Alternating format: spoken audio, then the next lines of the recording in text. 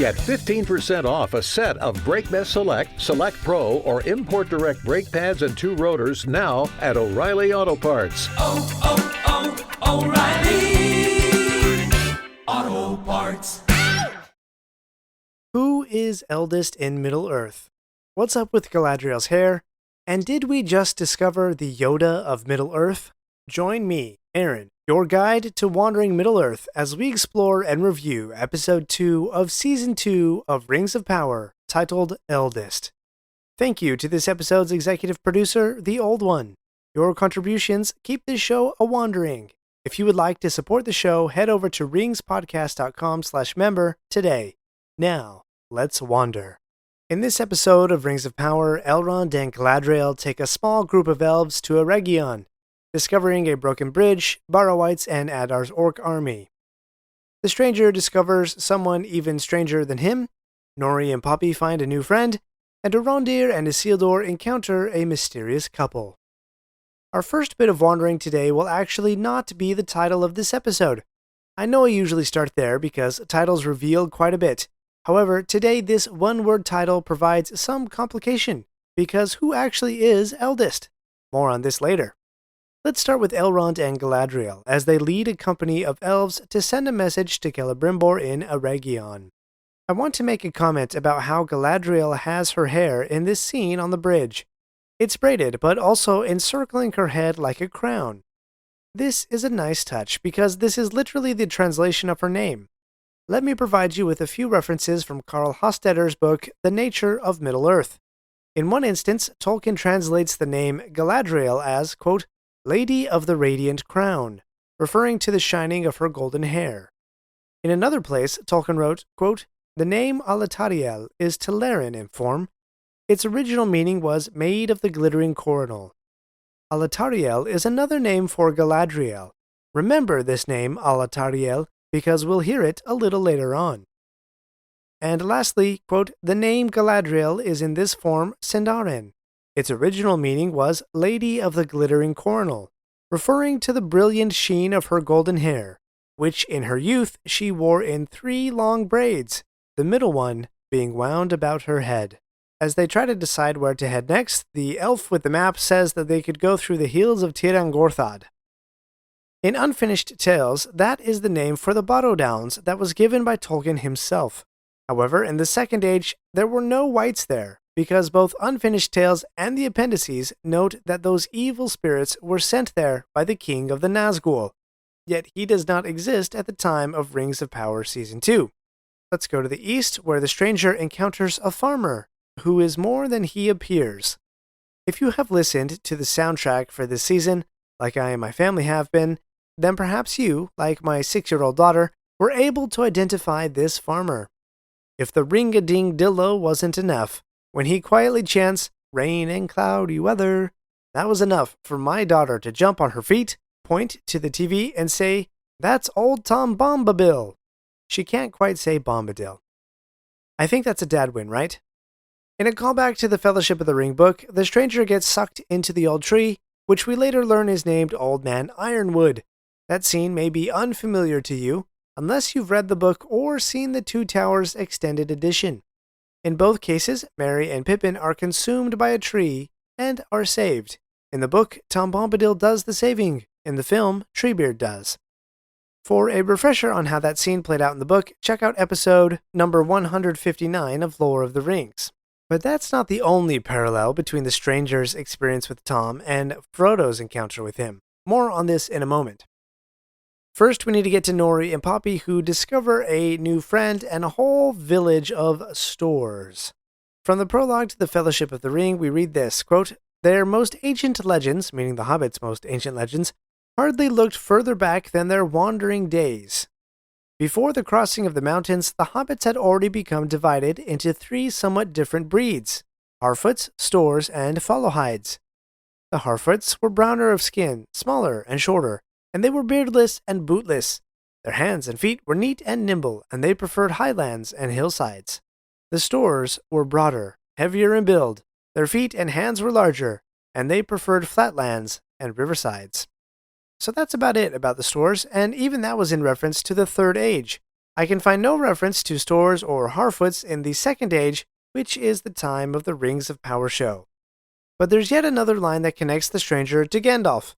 The Goond of the Stoors calls Nori's friend, quote, a great big grand elf, providing a supposed origin to Gandalf's name. Oh man, I just used supposed again. I gotta get more creative about that. The bronze-masked man informs the Dark Wizard that the stranger is heading towards the Hermit. If you remember from Season 1, the three cultists told the stranger that the name of the constellation he was searching for was called the Hermit's Hat. Calling Tom a hermit is a Rings of Power invention, as far as I can tell. But if you know of a reference for that, send it my way. Let's return to the stranger and Tom, and we're going to track these events and compare them to Frodo's encounter with Tom in the Fellowship of the Ring book. If you've listened to this show even in the last 2 or 3 months, you know we've been exploring each chapter of Fellowship, and we recently completed the 3 chapters in which Tom shows up.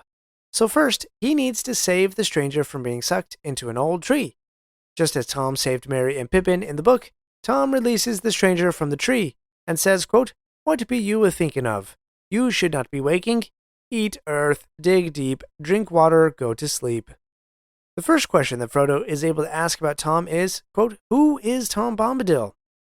In similar fashion, the stranger asks, who are you? Tom's answer to the stranger reveals that he used to dwell around the Withy Windle.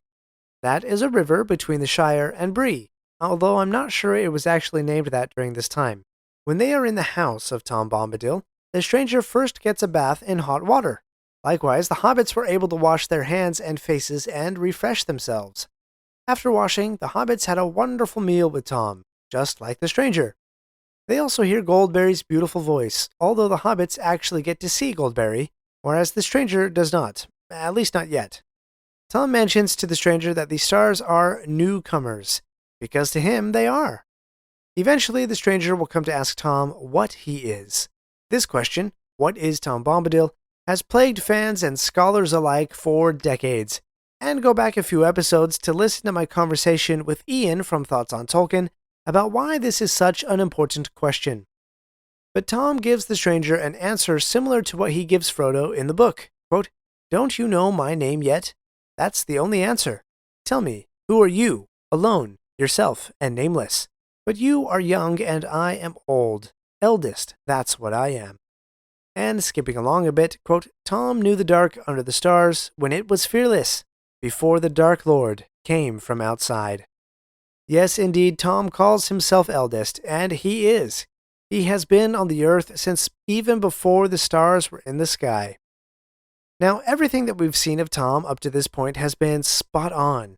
He's using lines from the Fellowship of the Ring, he speaks somewhat nonsensically, he's laughing and merry, and he sings Ring-a-Ding-Dillo. But then the conversation turns when the stranger asks Tom to teach him. And it's not a turn for the better. The stranger asks about magic, about controlling it, and Tom mentions the other Ishtar, the Dark Wizard, and eventually tells the stranger that his task is to face both Sauron and the Dark Wizard. Here's my issue with it. Tom Bombadil is not Jedi Master Yoda. The stranger isn't Luke Skywalker, who has sought out the crazy, kooky, ancient master of secret knowledge to teach him the ways of the Force. So-called tests of worthiness are very rare in Lord of the Rings. Think Galadriel being tempted by the One Ring. These things are very rare. Making Tom Bombadil a mentor who imposes a challenge upon the stranger feels like a fundamental misunderstanding of his character. In Tolkien's world, Tom is a being wholly apart from the conflicts of Middle-earth. He exists outside the framework of power and ambition that drives so many of the story's central figures. He's not concerned with tests of worthiness or the typical hero's journey. Hence why, in the book, the One Ring has no power over him. Check out episode number 164 of Lore of the Rings for that tale. Tom's strength lies in his detachment from the struggles over control and domination that define the world around him. To cast him as a gatekeeper or instructor, in the traditional sense, diminishes the unique mystique and neutrality that make Tom Bombadil such a compelling and enigmatic character in Tolkien's legendarium. So while I do love elements of how Tom Bombadil is portrayed so far in Rings of Power, I think it falls prey to so many other things in this show. it is a departure of the spirit and meaning of Tolkien's work, even if it has the outward trappings of his world. Well, the stranger's task is to face Sauron and the Dark Wizard. But what is your task as a wanderer of Middle-earth? You don't have to face the Dark Lord, but you can do one or all of the following. Whip open your podcast player and leave a 5 newcomer star rating or review. And while you're there, tap that share link and send this episode to a friend. And also make sure you're subscribed so that you don't miss out on any new episodes. And if you really love the wandering we do together, you can show your appreciation by heading to ringspodcast.com/donate and providing a little financial boost to the show. We're not done yet. If you like this episode, please leave a review and share with your friends. And remember to subscribe if you haven't already. We'll be right back.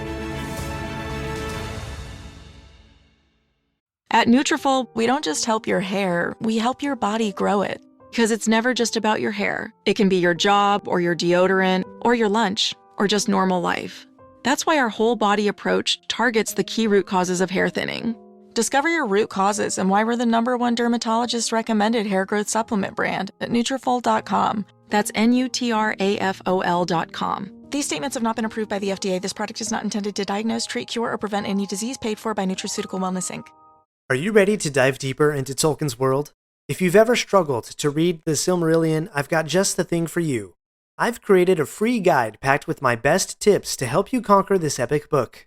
Whether you're a seasoned reader or tackling it for the first time, this guide will make your journey through the first age of Middle-earth more rewarding than ever. Head over to ringspodcast.com to download your free guide today. Your adventure deeper into Middle-earth starts now. Visit ringspodcast.com today for your free guide. We return to Elrond and Galadriel as their road takes them through the Barrow Downs. These burial mounds are ancient. They go back to the darkest days in the First Age, before the forefathers of men wandered into the West and became friends of elves. But the wights, or evil spirits that inhabit the Barrows, did not arrive until the Third Age of Middle-earth, when they were sent there by the Witch King of Angmar, otherwise known as the Chief of the Nazgul, as I mentioned before. Their little chant, however, is pretty chilling, and I do not recommend listening to that song late at night after everyone else has gone to bed and you're researching Tolkien lore for a podcast episode that you are preparing, and all of a sudden that creepy chant starts playing in your ear. Yeah, don't do that. This song that they sing is from a pretty chilling scene from Fellowship of the Ring that is skipped in the films. I go into a lot of detail in Lore of the Rings episode number 166 if you want to dive deeper on that. For today, though, I've had 2 people independently mention to me that the song that the wights chant reminds them of Gollum. Well, that's good, because Gollum sings a very similar song in the Two Towers film. In fact, the words are nearly identical. Again, to go deeper on that, check out episode number 166 of Lore of the Rings. We discover here that it was the wights who were disrupting communications between Lindon and Eregion. I have an issue with the fighting the wights scene. Elrond says, quote, "According to lore, only the blades with which they were buried will return such creatures to rest." So, if Elrond knew this, then why did he order an attack, knowing that their weapons would have no effect? Why wasn't his first order, "Hey, crack open that door and grab that spear"? Plus, how would Elrond have known that supposed lore? Ah, dang, there's me saying suppose again. It's just a terrible habit. Especially, how would he have known if they didn't know that wights were inhabiting the mounds? Plus, the wights are not actually the spirits of the men buried in the mounds. It just gets a little wonky when you think about it, so perhaps we're not meant to think too much about it. The borrow weapon idea is an example of Rings of Power trying too hard to explain too much, or rather provide too much of an origin story for things that happen in The Lord of the Rings. For example, Merry's blade is from a barrow, and it will pierce the chief of the Nazgul when Éowyn defeats him later on in Return of the King. But I do have a positive thing to call out. Cutting the groping hand at the wrist is a direct callback to Frodo in Fellowship of the Ring. We return to the woods where Arondir and Isildur are trying to find Theo.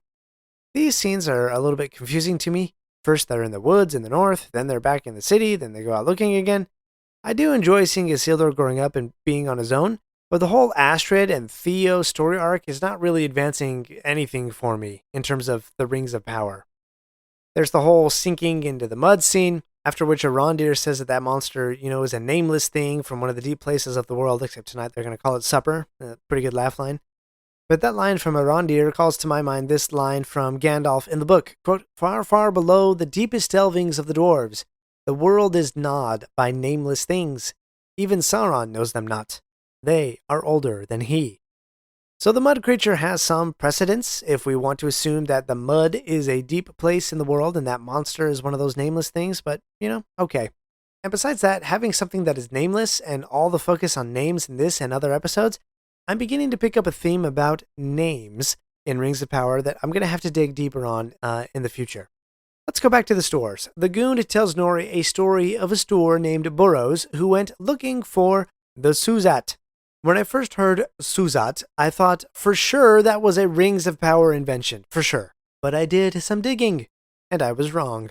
2 references for you. First, in Appendix F of The Lord of the Rings, this one's about translation, so I usually skip it.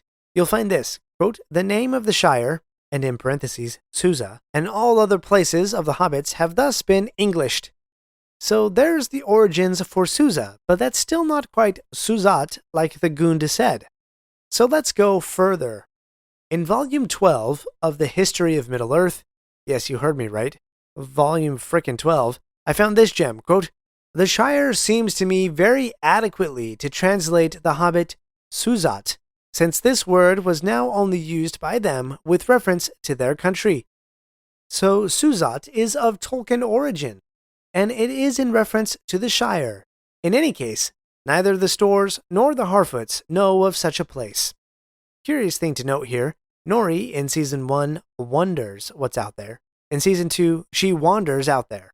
That reminds me of the line from the Walking Song, quote, "Not all those who wonder or wander are lost." Listen carefully, and you can hear the theme from This Wandering Day playing in the background as Nori speaks in this scene. And we have yet to explore one of the biggest surprises of this episode, the Ents. We'll get to that right after this break. Are you ready to dive deeper into Tolkien's world? If you've ever struggled to read the Silmarillion, I've got just the thing for you. I've created a free guide packed with my best tips to help you conquer this epic book. Whether you're a seasoned reader or tackling it for the first time, this guide will make your journey through the first age of Middle-earth more rewarding than ever. Head over to ringspodcast.com to download your free guide today. Your adventure deeper into Middle-earth starts now. Visit ringspodcast.com today for your free guide.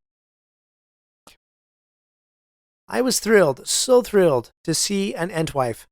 I think I've mentioned this before, but when I first read Treebeard telling the hobbits that he had lost the Entwives, my young heart broke for poor Treebeard, and I wondered, what happened to the Entwives?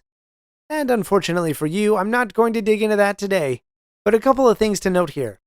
I find it interesting that the Entwife, Winterbloom, asks Arondir about if he ever put an axe to living wood before.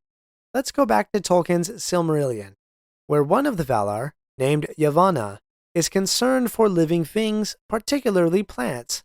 As she says, quote, "Would that the trees might speak on behalf of all things that have roots, and punish those that wrong them." To this request, Manwë, the king of the Valar, remember we explored a bit about him and his eagles in the previous episode, Manwë promises to Yavanna, quote, "In the forests shall walk the shepherds of the trees." Yavanna is so thrilled with this that she turns to her husband, Aule, the Valar who created the dwarves, and says, quote, "Now let thy children beware, for there shall walk a power in the forests whose wrath they will arouse at their peril." For a deeper dive on that tale, check out episode number 2 of Lore of the Rings. I think that gives you enough context to understand more deeply why the Entwife, Winterbloom, was so angry towards Arondir and Isildur. And I think it's telling that Arondir's promise to look after the woods of the land is made in Isildur's presence, as they are standing in lands that will eventually be part of Gondor and under the protection of Isildur. These two Ents claim to have tended this forest for a long, long time. As they say, quote, "Since before the mountains rose up and divided it. The mountains of Mordor had not always existed there, so you know that these Ents have tended trees for far longer than even the elves had been awake." Now that we've seen both Tom Bombadil and the Ents, let's return to the title of this episode, Eldest. As we explored before, Tom introduced himself as Eldest, and he certainly is. But here's the complication, and I think it is really interesting that this episode of Rings of Power is both titled Eldest and features Ents. In the Return of the King book, Gandalf invites Theoden to meet Treebeard, and he calls the Ent, quote, "For Treebeard is Fangorn, and the eldest and chief of the Ents, and when you speak with him, you will hear the speech of the oldest of all living things." Also, in Return of the King, Treebeard the Ent remarks to Celeborn and Galadriel that he doesn't believe they will meet again. Celeborn answers him saying, quote, "I do not know, Eldest." So that is twice that Treebeard the Ent is referred to as Eldest, and yet Tom claims that he is Eldest in Middle-earth. So who actually is Eldest? Other hands and minds than mine have wrestled with trying to answer that question for many, many years. Even Tolkien himself. In a draft letter, which he never sent, Tolkien wrote that, quote, "If in time Tom was primeval, he was eldest in time." So the title of this episode refers to Tom Bombadil, but it's a really nice lore callback to include Ents in the same episode. Well done. Some final thoughts on the closing sequence of the episode, where Elrond and Galadriel stumble upon Adar and his orc army, and Galadriel fights a bunch of orcs all on her own. It's a nice touch of the map overlaying the journey that the army has taken. The timing is somewhat messy though, because an army that huge would take several months to make that distance, especially if they can move only at night. Orcs are trying to hunt a horse, saying, "That's our supper getting away." Remember that orcs indeed eat horses, as was mentioned in The Hobbit, and I shared that with you in the previous episode. We see the ring's power in action, as the wound from the arrow was healed right under Galadriel's hand. Now I'm not sure that that kind of magic healing is what Tolkien had in mind when he wrote these words through Elrond in the Fellowship of the Ring book, quote, "Those who made them, the three rings, did not desire strength or domination or hoarded wealth, but understanding, making, and healing to preserve all things unstained."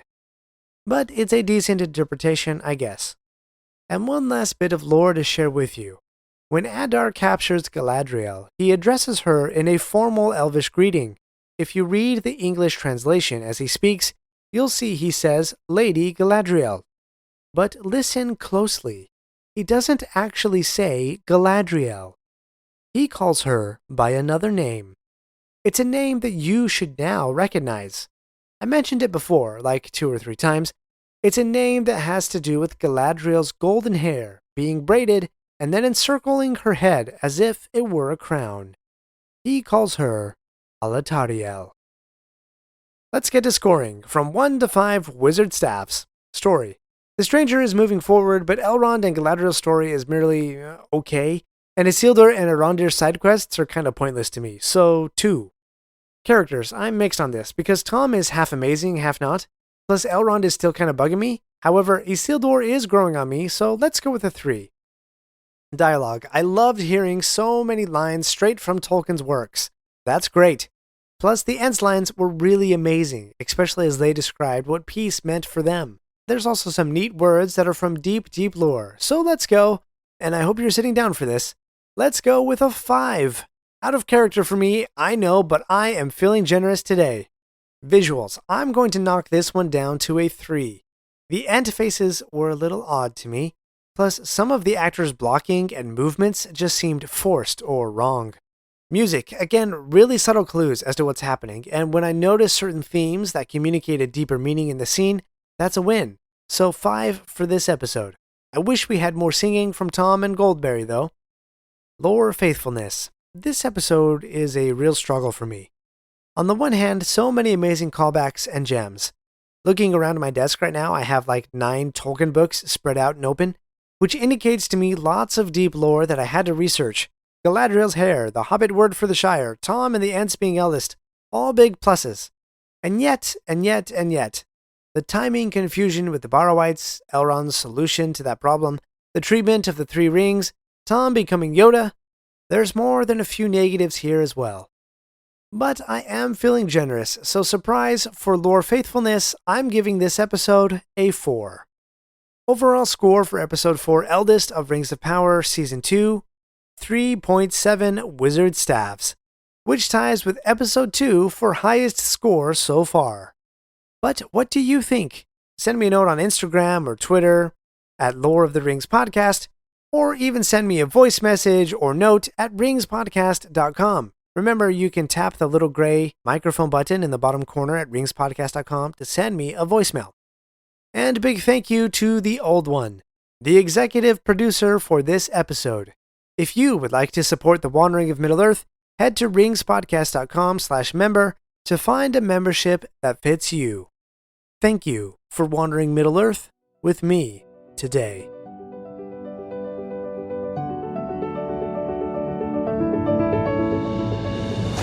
My friends, if you enjoyed this episode, let me know by subscribing, leaving a review, and sharing with your friends. Follow me on Facebook or Instagram at Lore of the Rings Podcast. For feedback on the show, please email me using the link in the show notes. Until next Thursday, remember, not all those who wander are lost. At your job, do you ever have to deal with a nose roller? How about a snub pulley? Well, if you're installing a new conveyor belt system, dealing with the different components can sound like you're speaking a foreign language. Luckily, you've got a team ready to help. Grainger's technical product specialists are fluent in maintenance, repair, and operations. So whenever you want to talk shop, just reach out. Call, click Grainger.com, or just stop by. Grainger, for the ones who get it done.